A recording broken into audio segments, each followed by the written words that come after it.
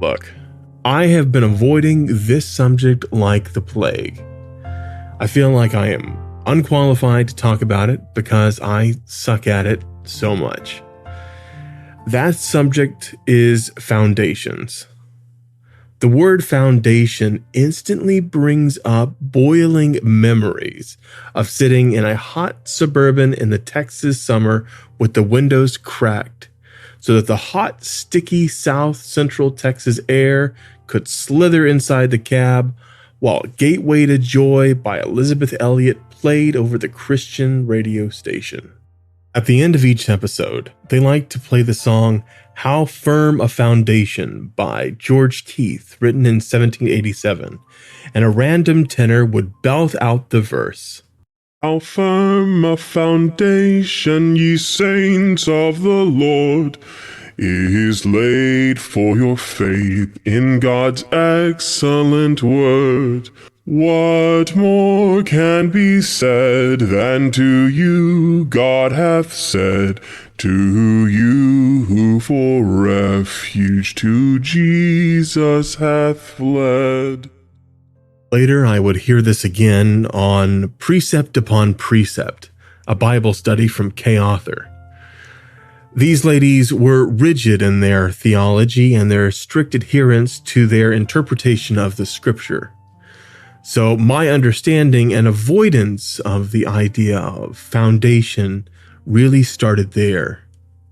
The idea of a foundation or precept itself felt like a straitjacket and an excuse for guilt and punishment. Since punishment was not an imaginary exercise, but a constant threat in our house, I grew to distrust these foundational rules that made servants of everyone. However, as I have been working through my fitness journey, I have come to realize that there is a need for some type of standardization, some kind of baseline. This way my results are constant and my progress progressive rather than reactive. I find that I need this baseline, this constant set of habits, so that when things change like they are doing now, I have a foundational set of habits that I can stand on and use every day. I think these start small, like brushing your teeth or drinking tea every day, taking your pills or vitamins, or my favorite, swimming. Even when swimming, having a baseline of swimming 1 mile per day makes things standardized. I think I need these things so that they become rote and require little to no brain function to do them. Now, I know I need to focus on the little things while I'm exercising because not focusing on what you are doing is the best way to get hurt. But the learning curve or planning is almost non-existent.